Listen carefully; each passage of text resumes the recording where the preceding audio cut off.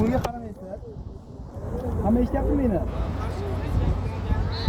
Umumiy olganda savollar qiyin emas. Ixtisoslashgan maktablarga o'xshagan savollar hammasi shu ko'rinishda.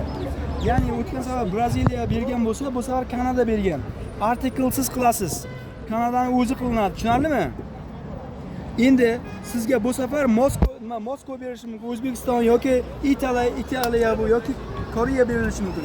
Hech qanaqa artiklesiz Italiyaning o'zi oxirida IEN qo'shimchasini qo'shmaysiz, tushunarlimi? Italian, Korean bo'lmasin. Kelishdikmi?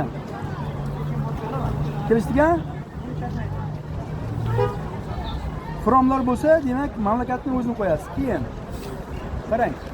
An elephant bu superlative comparative berilgan, hozir comparative, ya'ni ER qo'shimchasi heavy bir bo'g'imli so'z, qisqa so'z.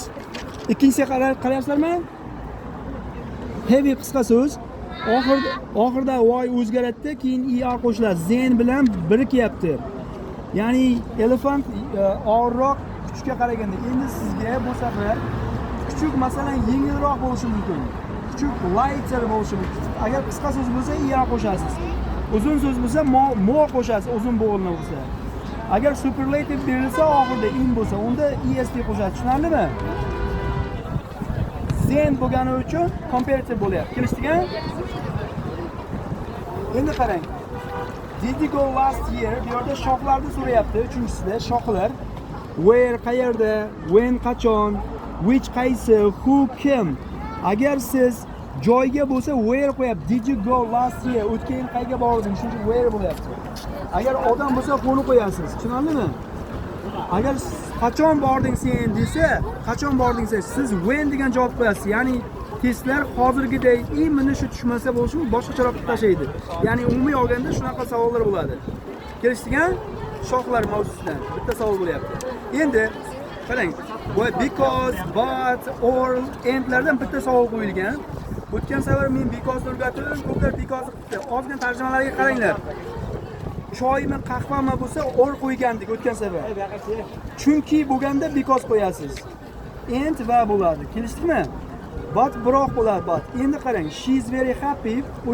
Juda quvnoq. Nuqta it is her birthday. Chunki bo'lgani uchun because qo'ydik. Kelishdikmi? Because qo'ydik. Agar u masalan bunday bo'lishi mumkin. She is very happy nuqta excited bo'lishi mumkin. U juda xursand yoki qanaqadir o'shanda end qo'yasiz. Bir xil, ya'ni pozitiv gaplar bo'lsa. Tushunarlimi? Pozitiv. Tarjimalarga ozgina qaraysiz, tarjimasiga ozgina qaraysiz. Endi shu because tushmasligi mumkin, lekin o'sha because and or o'tgan savoldan takrorlanganda shuna o'shan savol tushadi. Kelishgan? Tarjimalari qiyin emas. Qarang, tarjimalarga qarasalaring topasizlar. Unday qiyin narsalarning o'zi yo'q.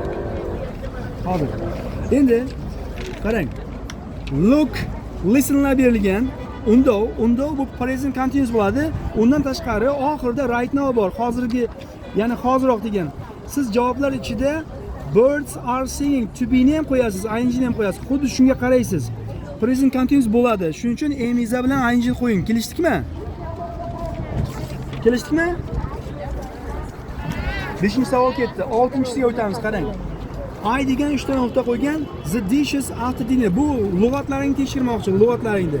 Siz dishes, idish tovoqlar bo'lgani uchun clean ni qo'ymaysiz, fly ni qo'ymaysiz, bu yerda wash the dishes bo'lyapti. Ya'ni idish tovoqlarni yuvmoq. Endi agar uylarda, xonalarda bo'lsa, clean qilishingiz mumkin, tozalamoq bo'ladi. O'sha joyda o'zgaradi. Tushunarlimi? Qishlarda ovqatlar o'tgan safar aytdik, qishlarda ovqatlantiramiz deb break nima feed qo'yildik. Xuddi shunga o'xshagan savollar bo'ladi. Ha, shunday. O'ylasalaring agar tarjima qilsang hammasini bilasizlar. Bu vokabullar qiyin emas sizlar uchun. Men tushuntirayotganim bu degani sizga yordam bermayapman, faqat shu mavzularni eslatib ketyapman. Siz o'zingiz ham qila olasiz bunaqa narsalarni. Kelishdikmi? Kelishdik-a? Xo'p, endi keyingisi 7-savol. You use to call your friends. Sen foydalanasan do'stlaringga call degan telefon qilish uchun, play games o'yin o'ynash uchun va send message xabarlar yuborish uchun. Sizni yana lug'atingiz tekshiryapti. Smartphone, laptop, TV, smartwatch. Bu yerda siz smartphone tanlagansiz. Endi o'sha Masalan, kinolar ko'rish uchun bo'lsa, TV qo'yasiz u yerda. Tushunarli?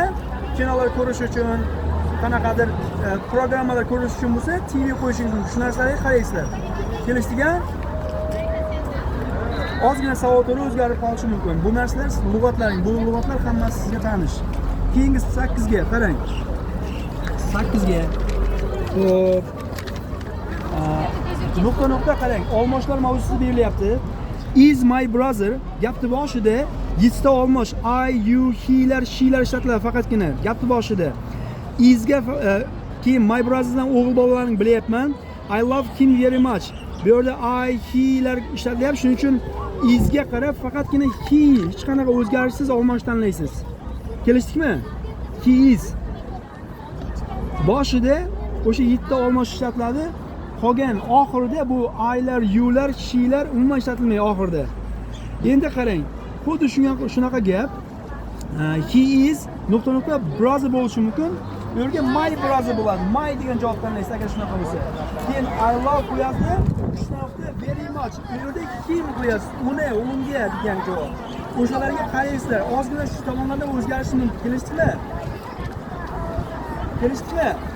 O'tgan safar kimniki edi bu kitob degan his degan savollar 12, hisda uning, 12 degan tarjimalar bor. Shularga qarab yechasizlar. Gapning oxirida yolg'iz ishlatiladi, yolg'iz ishlatilmaydigan joylari bor edi. Mydan keyin, uningdan keyin yolg'iz kelish kerak, ot kelish kerak. My brother, my watch bo'ladi. Kelishdingmi? Kelishdingmi? Xo'p, endi qarang. 9. Hamma eshityaptimi? Hamma eshityaptimi meni? 9. You have big math test tomorrow. Ertaga senda katta imtihon bor. You ishta nuqta. Do study tonight. Sen nimadir qilishing kerak. Modullar mavzusi bo'lyapti. Must, can, should, have. Bu yerda should qo'yaman. Sen o'qishing kerak bugun kechqurun deyapti. Shuning uchun should qo'yasiz. Maslahat uchun kerak bo'ladi. Must qonun qoidalar uchun kerak bo'ladi. Can qila olmoq bo'ladi. Have to kerak bo'ladi. Shuning uchun ozgina tarjimasiga qarang modullarni. May, might mumkin bo'ladi. Kelishdikmi? May, might mumkin. Endi qarang. Masalan, xuddi shu modullar mavzusida bu yerda aytish mumkin. Sen hamma kutubxonada o'tiribdi. Shuning uchun you must be quiet. Siz mustni so'rash mumkin. You must be quiet. Tushunarlimi? Yoki aytadi, sen 4 ta tilni bilasan, men 4 ta tilni bilaman, men I can speak 4 languages deb can da qo'yish mumkin. Shu modullarni tarjimalariga qarab qo'yasizlar. Modullar mavzusidan bitta tushgan. Kelishdigan? Qaranglar, imini shu tushmaydi, shunga o'xshagan bo'ladi. 10-si. Yesterday bo'lgan, bu past simple beryapti. I ishda nuqta, to the park bo'lyapti. Javoblar bir xil fe'lda har xil shakli bo'lyapti. Going, goed, went, go. Bu yerda hech qanaqa didlar bo'lmagani uchun fe'lda ikkinchi shakli went qo'yasiz. Tushunarlimi? I went to the park bo'ladi yesterday. Agar didlar bo'lganda edi, men go ni o'zini qo'yardim. Kelishdikmi? Didlar bo'lganda go ga qaytardi. O'shaning uchun bu narsalarga qaranglar. Past simple dan bitta mavzu tushyapti, bitta savol. Kelishdigan? Kelishdikmi? Endi 11-siga o'tamiz. 11-siga. Qarang, bakers bu yerda lug'at bog'ligini tekshiryapti. Bakers 3 nuqta bread every morning. Bu yerda bakers novvoylar deyapti. Chop, bake, mix, fry fe'llarini qo'yapsiz, bake qo'yasiz. Bakersdan ham bilsangiz bo'ladi buni. Breaddan ham qo'ysangiz bo'ladi. Bu duxovkada pishirmoq degan bake. Tushunarlimi? Chop degani, qarang, chop degani maydalamoq degani. Bu yerda onion bo'lishi mumkin. Onion tushunarlimi? Chopda. Onion yoki meat borku, go'sht. O'shalar bo'lishi mumkin. Mix aralashtirmoq degani. Sutga masalan suvda aralashtirmoq bo'lsa, mix qo'yasizlar. Tushunarlimi? Fry qovurmoq degan, tuxumlar qovuriladi, kartoshkalar qovuriladi. Shunaqa qilib gaplar ozgina o'zgarishi mumkin. Kelishdigan? Kelishdimi? Xo'p. Hamma eshityaptimi? Ha denglar qani? Qarang, 12-savol. She usually, bu yerda present simple bo'lyapti, nuqta to school at 8 o'clock every day. Bu yerda present simple bo'lyapti. Bitta fe'lda har xil shakli. Bu degani juda oson degani. Walk is walking, walk is walking. Present simple bo'lgani uchun, she bo'lgani uchun walks qo'yapman. Kelishdikmi? U piyoda yurib boradi odatda maktabga soat 8 da. Endi walk o'rniga sizga go qo'yishi mumkin. yoki drive qo'yish mumkin, farqi yo'q. U haydab boradi mashinada maktabga yoki qanaqadir bog'ga bo'lishi mumkin. Bitta fe'lda har xil shakli degani eng oson. Bu present simple, everydayga qaraysizlar. Yoki shini o'zgartirib ay qo'ysa, umuman fe'l o'zgarmaydi. Kelishdikmi? Ha dinglar qani? Eshitasizlarmi o'zi? Xo'p, 13 ga ketamiz. Qarang. Tom always bu yerda lug'at boyligini qaraysizlar. Bu lug'atlar ko'plarini bilasizlar. Har doim shares ulashadi his toys, o'yinchoqlarni and likes talks with new people, ya'ni yaxshi ko'radi gaplashishni bilan yangi odamlar bilan gaplashishni yaxshi ko'radi. Bu yerda qarang, shy, uyatchang degan narsa qo'yilgan, noisy, shovqinli degani, sit, quiet, tinch degani va friendly degan javob, do'stona. Bu o'yinchoqlarni ulashishni yaxshi ko'rgani uchun do'stona bo'lyapti bu. Odamlar bilan tanishib, friendly javob qo'yilyapti. Kelishdikmi? Kelishdikmi? Endi sizga aytishim mumkin, u yaxshi ko'rmaydi do'st orttirishni, u birovlar bilan gaplashishni doesn'tlar qo'ysa, sizda shy bo'lishi mumkin edi. Shyni bilasiz. Shu narsani sizga notga o'zgartirib qo'yishi mumkin. Shuning uchun ularga qaysizlar yoki u har doim tinch emas, u shovqin qiladi, to'polonchi desa, siz noisy ni qo'yasiz. Kelishdikmi?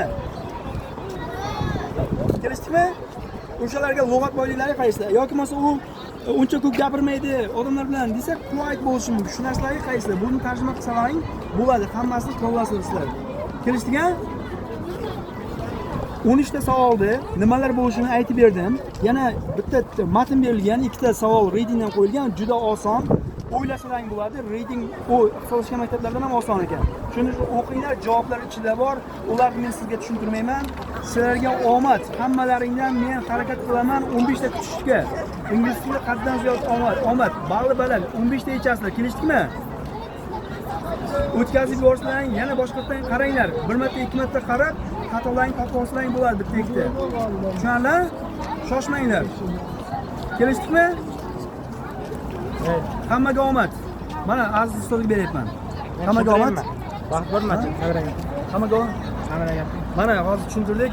Kamoloddagi yoshlarga hozir ingliz tilini tushuntirib berdim. 13 ta savol. Ikkita savol umumiy qiyin emas. Hammasiga omad tilayapmiz. Menimcha bu bolalar yanada zo'r yechib chiqadi. Endi shu savollar bo'lmasa ham shunga o'xshash mavzular tushadi. Menimcha bu bolalar hammasi bizlar o'rgatmasak ham bu narsalarni bilardi. Bu narsalar o'tilgan juda oddiy narsalar va ularni yechadi. Mana biz bularga tushuntirib berdik mana shunday qilib.